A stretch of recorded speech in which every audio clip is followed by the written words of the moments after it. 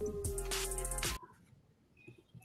Propcast on the Sports Gamble Podcast Network is brought to you by Market Fantasy. They're coming to customers. Play just $5, $100 bonus funds. Use promo code SGPN.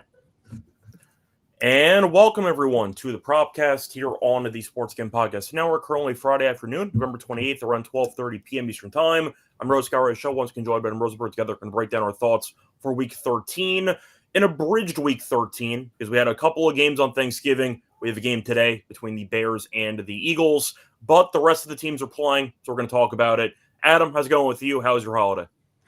It was good. We cooked, literally and figuratively. Yeah, well, I didn't do any actual physical cooking, but my bets were okay. You ended up sweeping. We went 5-1 combined, so can't complain. We can't. Yeah, you cannot complain. Like if you complain, you're a fucking loser. Pretty much. Yeah. Yeah. Pretty much. It was actually kind of annoying because the only loss I had was the Turpin longest. I didn't actually realize that he had a longest because I had a TV in one room, but then you're constantly going back and forth. I missed that because I saw the jet sweep. That was the point. I saw him run, and I'm like, oh, so okay, so I'm still alive. And I'm like, oh, so I won. It's like, no, in the second quarter, he had a 19-yard catch. I'm like, when the hell was this? Like, I just didn't realize he went over at any point. But either way, went 2-1, you went 3-0. Underdog still pending. We have a couple of plays in that Bears game today.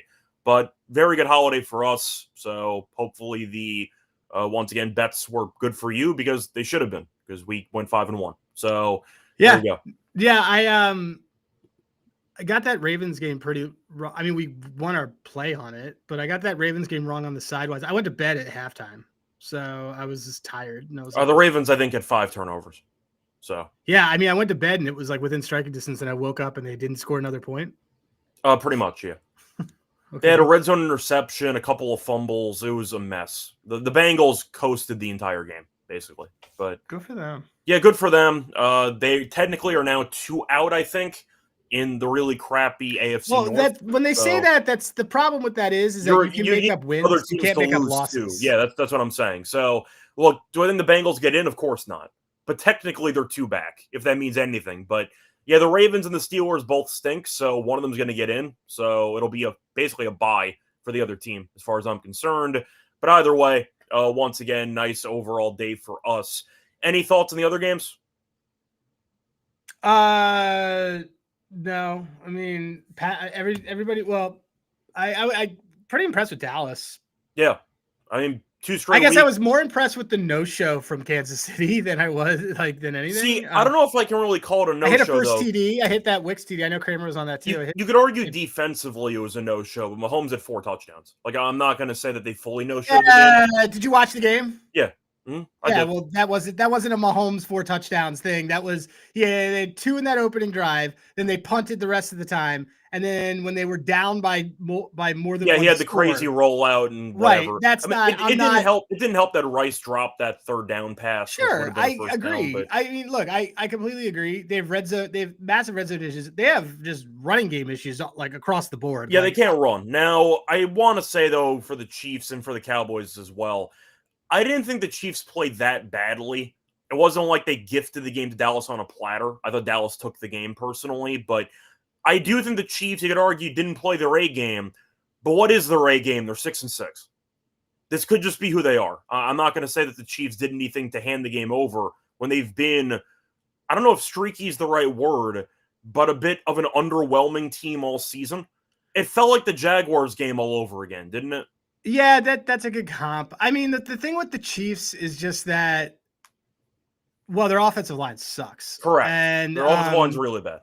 Their offensive line sucks. They were penalized a ton of times, which you could argue whatever that is. They had an injury. They just also, generally speaking, look like disinterested. Like Patrick Mahomes looks very disinterested in playing until there's 2 minutes left in the half or 2 minutes left in the game. Like, to be completely clear, like he just doesn't look interested in playing. Like, it just looks like he's like, yeah, we've been here, done this, and it's I think the argument's the entire team. I think the word you're looking for. Rashi Rice and Rice is really good. But I'm saying, all like, over the place. I Those guys are trying. I was referring to Chris Jones and company. I kind of meant the defense. Defense. Yeah, I agree. That I agree with. It feels like there's a lack of overall urgency with this team. And I know you're mentioning Mahomes. I know Rice played well. Worthy had the big catch. Didn't really do much besides that. Kelsey had a big drop at some point. But it just feels like the entire team, especially the defense, is just not engaged as much as they need to be for what was a 6-5 team. So they're that's good on look, problem. man. Like that's the thing is like this team is like good on scripted. Yeah. That's bad. Yeah, because they can't really improvise that well. Besides, and they have the best improvising quarterback of the last 10 years. I'm going to ask you a question though. I know the Cowboys did win. They beat the 2 Super Bowl teams from last year in the span of about 5 days, so very good for them. The problem is they're also 6-5-1, and they're running out of weeks. So I'll ask you, out of the 3 teams, the Lions, the Chiefs, and the Cowboys, which team do you think has the best chance to actually make the playoffs? It's easier to do that by conference. I was going to say, the AFC seems a lot weaker wild card-wise compared to the NFC. Do you still think it's Kansas City, or do you think that the Lions or the Cowboys could find a way to sneak in? Because they play each other. That's kind of comparing apples to oranges because because they have to jump different things to get in there. Yeah, well, the Cowboys do play the Lions on Thursday, so you could argue that that's an elimination game. But okay, I'll rephrase it. I'll rephrase it. Which one of those 3 teams do you think gets into the playoffs, or neither? Do you think any of those 3 teams get in? Yeah, I think that the Cowboys can get in, but because I'm still selling the Packers.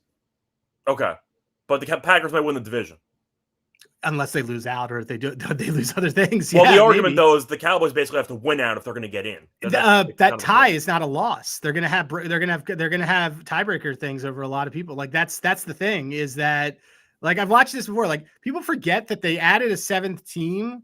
Like massively like the 7th team that gets in is generally not a great team. Yeah, that is true. So people forget this every year. They're like, oh man, it's so great. We have 7 teams in there. A team that absolutely should not have made the playoffs gets into the playoffs now. So if you had to pick one of those 3 teams though, so in other words, I would I would absolutely say so you think the Cowboys beat the Lions on Thursday? Yeah, I do. Okay. So that's just one thing to talk about. It's going to be in Ford Field, so keep that in mind. The schedule for the Cowboys hasn't mattered. Yeah, it hasn't mattered. It's really not that bad, though. I mean, to read off the schedule, they beat the Eagles and Chiefs, play the Lions on the road. That's a win-or-go-home game, basically. Minnesota with no quarterback. Chargers, both those games are at home. Sure. At Commanders, at Giants. So Chargers, I'm not impressed by. Commanders, and then Commanders and Giants. So I like the Commanders doable. On Sunday night, but it's definitely doable. I'll put it that way. And the Giants can be incentivized to lose. Like people have been saying whatever they want about this defense. It looks better with Quinn Williams. It's been way better the last 5 weeks. Yeah, and the Cowboys. I do splits when I do this show. I do all my splits based on since either week 6 or week 7, and they've been a lot better. Well, I mean, their explosive passing still bad, but they made some big trades. I mean, they got Williams. I think Quinn Williams is great. And even the trade with Cincinnati's worked out for another linebacker. Like they've made a couple of moves, but yeah, look. And their offense is great, man. Their offense is really, really good. Their offense, you never look at, you're like, damn, they can't get that going. I mean, I'm not sure if you want to argue it's the best wide receiver duo in the league. You can't argue that. It's ridiculous with Lamb and Pickens. You have an argument there. But either way, look, the Cowboys season was dropping a lot. Yeah, the Cowboys season was dead, and now they suddenly have a pulse. We'll see if they beat the Lions. What an insane 3-week stretch, by the way. But if the Cowboys beat the Lions, watch out. Like, this team can definitely run the table based on their schedule. So we'll see what happens. But yeah, once again, I wanted to ask you because I think that the Lions were also extremely disappointing, but they can't block anybody, and their defense is an absolute joke. So the Lions, I think, might be dead, but people haven't realized it yet. Yeah. So I wanted to mention that. I think they realize. I think the Lions. I think they realized. They may have realized it a couple of weeks ago. But... Yeah, I kind of meant the general public because I tweeted it out. I don't think enough people realized midway through that 4th quarter the Lions might miss the playoffs. Like I don't think people fully reach that conclusion. They're probably going to. Yeah. So we'll see what happens. But the Cowboys look nice at the moment. So we'll see what happens. I think the Cowboys offense looks better than the Lions offense. I think the Cowboys defense, especially if Amon-Ra is going to be out a couple of weeks, which according to Campbell he's going. You know what? The thing is again, I say this a lot, but like I don't even think that's the best offensive player on their team. I think it's Gibbs. Well, yes, but the point is though, Amon-Ra is still a very solid possession receiver. Sure, he is, but Kennedy stepped up.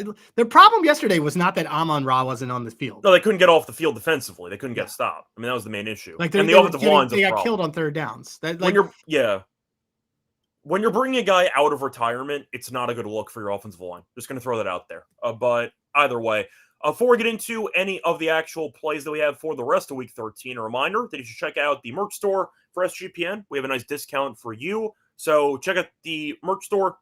Use code HOLIDAY at checkout for a quarter off everything in the merch store. So once again, different shows, bunch of different merchandise. Check it out, all discounted. Promo code HOLIDAY for a quarter off everything in the merch store. Moving on to Week 13, the regular slate taking place on Sunday. Adam, I'll let you go first. What's going to be your first play? All right. You mentioned this Minnesota game. I don't even know the guy who they're starting. He's a rookie, though. Rookies, when they started, is nothing. Yeah. I thought he was awful at Minnesota, by the way, in college. I was not a fan of Brosmer. No one's good at Minnesota in college. I'm trying to think of any quarterbacks worth a damn from Minnesota. It's just not how that team's built. PJ Fleck doesn't run that kind of. Fleck had that one bald guy. What was it, Morgan, for like 40 years, and that was basically it. Yeah, they're terrible. There was who was that other? They had that running back who was really good. Yes, they had Ibrahim, who I liked. Yeah. Yeah, you saw Ibrahim. Guy had 40 carries a game. It was a hell of a time. It was awesome. Yeah. All right. Well, anyway, but if your quarterback's not good, it also impacts your running game. And I don't know if people realize this, but Seattle is a pretty good run defense. I'm taking Aaron Jones under 45.5 rushing yards. Seattle's adjusted line yard is third lowest in the league on the defensive side, meaning their defensive line gives up the third fewest kind of yards per game on to running backs. Only 3 running backs have gone over this number since week 2. 2 of them had 35-yard plus runs within that, which I don't see happening because Seattle limits explosive run plays. One of those was a DeMarcaro 55-yard run. Mm-hmm. That was in garbage time, by the way. Oh, there you go. I didn't watch it. Because we had his under rushing yards, and they were down 40, and he broke one for 50-something yards. So there you go. 10-point dog isn't really a game script for this. And look, across the entire season, only like 20% of running backs who have faced this team have gone over their line. Aaron Jones under 45.5 rush yards. Yeah, you also didn't mention that he gets hurt all the time. And they also have Mason available, so we'll see Aaron Jones is going to the blue tent is a frequent. Yes, that is a frequent thing. Shout out to Olave, who's also the blue tent guy. But yes, I like the play. They have no quarterback. The run game has not been very good either, so I can get behind that play as well. Moving on to my first play, I'm going to go with the bad weather angle for a quarterback who was really bad in a win on Monday night in a game that thankfully I didn't watch because that game against Carolina was disgusting. Give me Brock Purdy interception at -135. He's had at least one pick in 6 of his last 7 games, including last season. We know Purdy's been out for a decent portion of this season. The Browns, though, have forced some picks. They forced at least one pick in 3 of their last 4 games. Home games, I mean. So they have not played many home games this season, but we know that it's going to be late November in Cleveland. The weather is going to suck. It's supposed to rain, 35-mile-per-hour wind gusts, and we know that Myles Garrett and company can get after the quarterback. So I see Purdy making at least one bad throw. He got picked 3 times against Carolina in the Monday night game in a win. Turns the ball over a ton. Yeah, that contract not aging too well. But either way, I think he'll make at least one bad throw in the cold, bad weather in Cleveland. Give me Purdy interception at -135. It's all right. I like it. It's a bit juicy, but it's a low total. It's 36.5. I just see a very ugly football game. Yeah, I don't like the. I think Cleveland doesn't have a problem here. I like his rush yards a little bit more. That's fine for an angle, but running for his life. Yeah, I get it. Yeah, but he's also hurt. This is fine.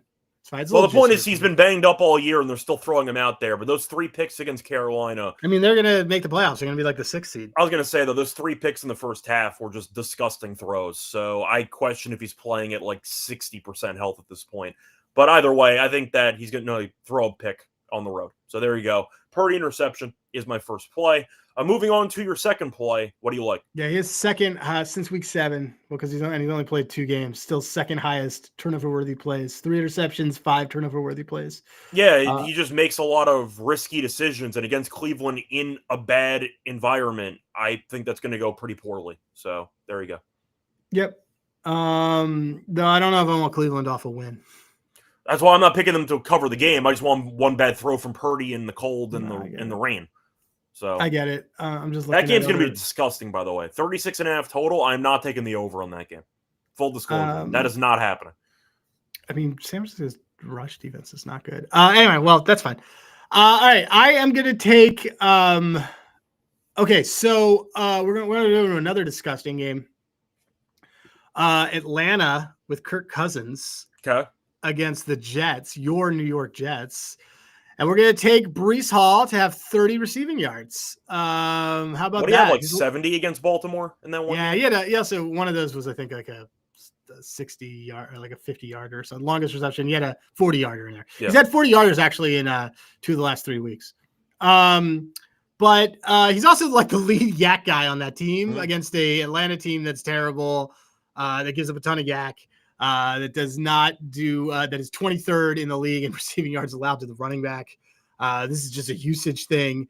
The number was low was 23 and a half. But what is the floor? We always say, take the floor to the ceiling. The floor of the ceiling is 30 yards. So we're going to take that at 136. I don't care about the 20. People get, if you badly need a win versus like want to pay the G's, like I'd rather risk a unit for us to make 130.36 units than play 1.25 units to win one. Yeah. Just math here.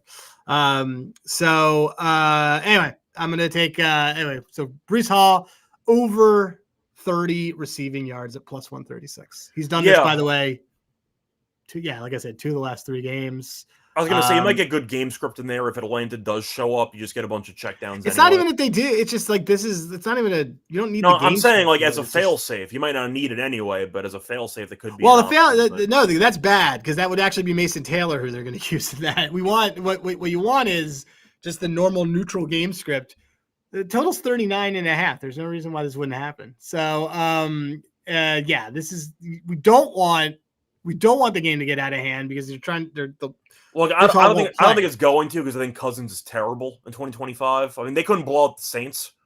They won the game. It was still somewhat within. No, I mean that was garbage. That was a garbage time. They dominated the Saints from the Jet. I know that because I was on Falcons Island. Well, the Saints had a couple missed field goals and they had a couple of they had a turnover on down. They're a terrible team. I'm just saying the game was closer for 2.5 quarters than most people think personally. It was like mildly close in the first half. I think you're thinking of the Saints defensive touchdown, which is cool, which I also cashed on. But then the rest of the game, they fucked them up.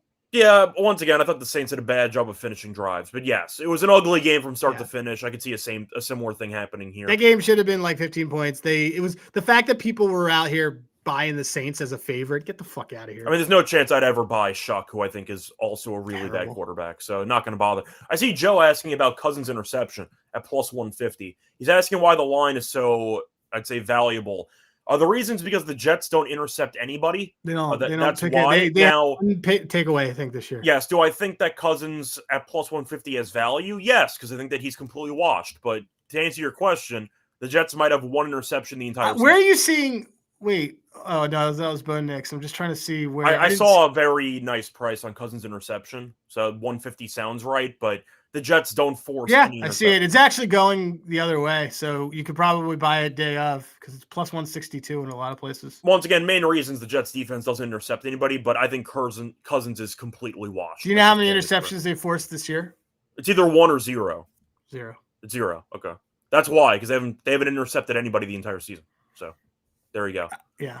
Then again, he threw a pick 6 against the Saints. So, maybe this is the time. Maybe they're overdue for a pick. But there you go. Look, I think Cousins is completely washed. So there you go. There you go. Anyway, before we move on into my second prop for the show, a reminder, they're brought to you by our sponsor, Novig. So if you want to check out some great prices, and a reminder, you can check out some prediction markets. If you want to compare to actual sports books, check out Novig, the number one prediction market for sports in America. Get some great prices. Available in a bunch of states, 35 plus to be exact. Download the app. Get $50 when you spend just $5 if user code SGPN and extra Novig, promo code SGPN. We're also brought to you by Underdog. So if you want to try out some pick'em entries, we'll give out one later on in the show. But they're pick'em entries. Chance to win up to 5,000 times your entry, pick higher or lower on player stats. Mix some extra sports, NHL, NBA with NFL. So check it out. Also, they have a new offer for customers. Play just $5. Get $100 bonus funds. Use promo code SGPN at Underdog Fantasy. Welcome back, everyone, to the Propcast. Finished going through our first call props for Week 13. Time to move on into my second prop for the show. So I'm going to go with the quarterback as well. Going to go with the Herbert play here. And I'm going to go with Herbert, longest completion, over 35.5 yards, a minus 110. Herbert has gone over this number in 7 of his last 10 games. They're playing in a dome, and they're playing at home. The Raiders, defensively, we know, are awful. They're bad at everything. That's really all there is to say. I think the Raiders, I know the Titans have the worst record in the league. Are the Raiders the second worst team in the league? Because watching them play, this team is really, really bad. I think they're the second worst team in the league. Yeah, I mean, I'm on them this weekend. Yeah, I know you are, but I'm just saying in general. Yeah, I would say so. I also, yeah, I would say that they're. I think 2-15 is a realistic outcome for their season. Like, they could lose out. It wouldn't shock me if that happened. And maybe Pete Carroll. I mean, retires, well, the thing is like all these teams that fire their coaches later in the season means that they're trying to actually get wins to establish culture. Yes. So like Chip Kelly getting fired means that this team actually cares. Like, don't tell anyone tell you that they're not paying. Like, they care about this game. I think they care, but I also wonder if this is the final season of Pete Carroll. So we'll see what happens there. But I mean, they would owe him a ton of money. Correct. That's a lot of money. I think he'll be back next year, as you said, part of culture building. They decided to toss Chip Kelly out. But this team is awful at everything. And I do think defensively, they're not very good either. So the Raiders have allowed a 37-plus yard completion in 4 of their last 5 games. And Herbert has had a 47-plus yard completion in 2 straight against the Raiders.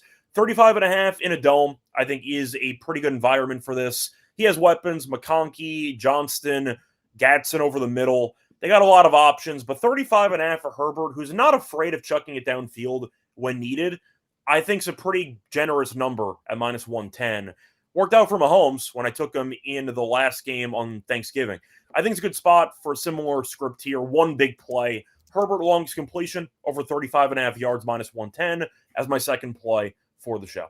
So technically, SoFi it's not a dome, but yes. Yeah, well, there's a roof there. Yeah, it's an indoor outdoor. It's actually freezing if you go in there. Sometimes Forrest I'll be Gump there. style, I'll be boots on the ground for next week's game. I was gonna say Forrest Gump style. The rain seemed to come in from the sides. Like there's it does. A roof up there, so it totally does. It's kind of weird. Yeah, but the majority of the field should be dry. So there you go. And wind is not going to be a factor for the most part. So there you go. Give me Herbert to complete a pass that's 36-plus yards long. Anyway, moving into your third play. What do you like? So the opposite. By the way, I just got a notification that Baker's going to play. Good luck with that. He can't move his arm. I don't know. Well, either way, you know who will be around? Bucky Irving. Bucky Irving and his rushing yards are only at 40.5, so which is crazy low. But so why did you say the opposite? What were you referring to? Well, I also have like bring it up at Platonic. Okay, I have another one in there, but we're gonna go with let's go with Bucky Irving. I had my stats on this one, but Bucky Irving over 40.5 rush yards. This number is crazy. I mean, I know he's coming back from injury, and that's perfectly fine. But he's going to be healthy and he's going to be in there. And we already know Baker can't throw. And even if Teddy Bridgewater starts, Teddy Bridgewater can't throw. I think that they're going to absolutely want to use this. Arizona also 21st in the league in rushing yards to running backs. They gave up 86 to Etienne, 81 to McCaffrey, 24 to Brian Robinson, 83 to Charbonnet, 67 to Walker. This number's crazy low. This is ladder potential for us. Yeah, I can get behind that too. We could save the ladder for Platonic, but they're going to have to rely on the ground game, whether Baker plays or not. Either way, though, for my final play, I'm going to go with a kicker because Hard Rock went rogue, and you know what? I got to take him.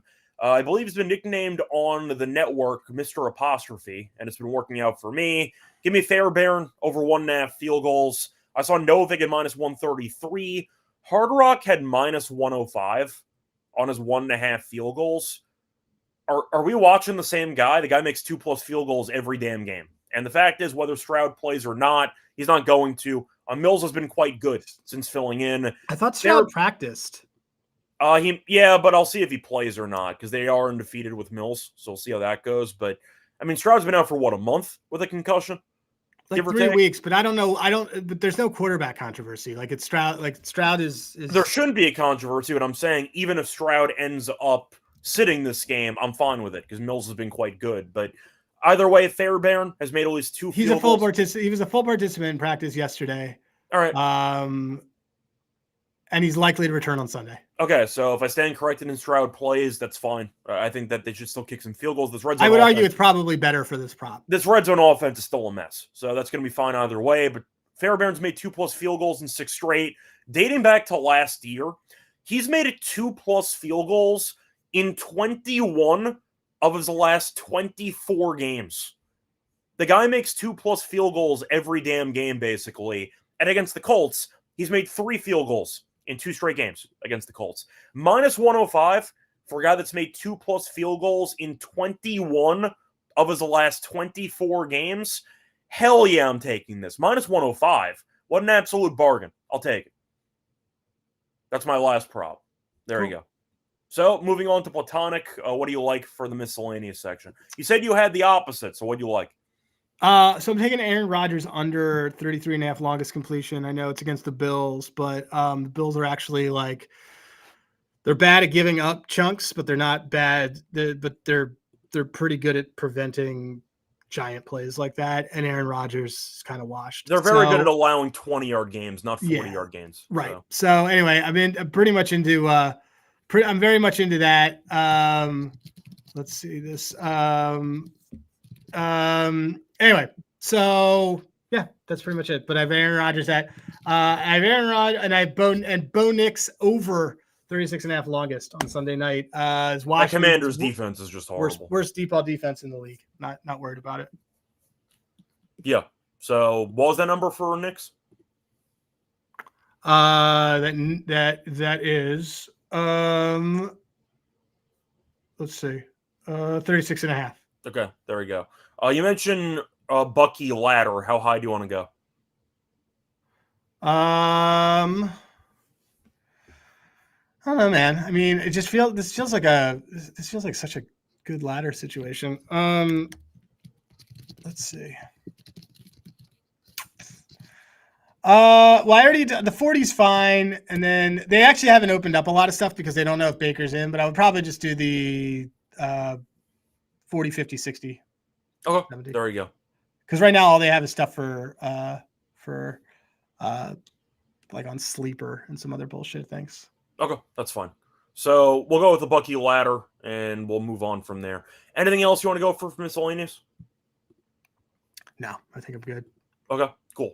So that's going to wrap it up for all of our plays. Before we get into our best bets and, of course, the underdog entry, a reminder that we are brought to you by our sponsor, which is Rhythm. They're crocheting college football, the NFL. They added NBA as well. They also have college basketball. Check it out. They're giving away cash prize every week just for tracking your bets in the app. You can track 5 bets for a model that you built, and you can win $1K. Use code SGPN25. We download the app. You get a nice quarter first month. Down Rhythm. Once again, promo code SGPN25. Adam, what is one Rhythm play that the people are going to want for NFL Week 13? So I have it in my card, but I like Waddle under 5.5 receiving yard receptions, -121. New Orleans is the 4th fewest receptions per game allowed since week 7. Waddle's only gone under this number 3 times this season, only once since October 14th. And he's only gone over this number twice this season against top 25% passing defenses, of which New Orleans has a good passing defense. So, yeah, that's going to be our Rhythm play that I also like is a Waddle under 5.5 receptions. Cool. There you go. Anyway, a reminder, if you want a discount, use code SGPN25. You get a quarter off your first month at Rhythm. Welcome back, everyone, to the Propcast. Finish going through our props for the show. Time to move on into the next segment, which is, of course, the best bets. Adam, what is your favorite play out of the 3 you gave out? Let's go with this Breece Hall, 30 receiving yards. I like that one. Cool. Mine's going to be Fairbairn, 1.5 -105. I mean, if you can only get it at 135, that's fine too. 2+ field goals in 21 of the last 24. 2+ field goals in 6 straight. I don't care who's quarterback for Houston. This red zone offense is a travesty. So whether it's a long field goal, a couple of short field goals, who cares? We know with Ryans as the coach, defensive-minded. He will kick it on 4th and short every damn time. Good enough for me. Give me Fairbairn field goals as my best bet. Moving on to the underdog entry. We have one pending right now to cover the Bears and Eagles game. Where do you want to start for this entry? Look, we can do really like this Bucky Irving play. Okay. If he's up. So let's do that. Bucky Irving, higher rushing yards. Let's do that Purdy INT. Okay. And then what else? Anything from Rhythm you want to plug? No, I'll do the Herbert longest. Okay, that's fine. The 35.5 as well. Yeah, that works. Ooh, 60% profit boost. Goes from 6.04 to 7.46. Let's do it. There you go. So I'll read it out. It is Bucky Irving, higher 39.5 rush yards. Brock Purdy, higher 0.5 interceptions thrown. Justin Herbert, higher 35.5 longest completion. And what was the payout again? It's a 6.06 multiplier. There we go.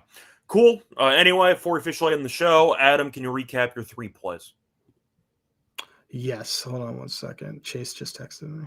All right. Let me see. Okay. So my 3 plays are going to be Aaron Jones under 45.5 rush yards. Breece Hall 30 receiving yards, and what will be my third official one?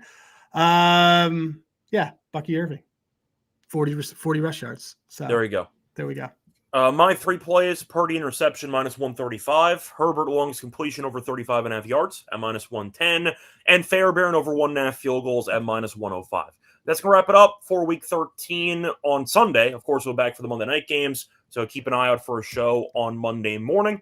Till next time, find me on Twitter, Radio. Find him on Twitter at Rosenberg. Till next time, good luck to all of you and all of your bats. Bye.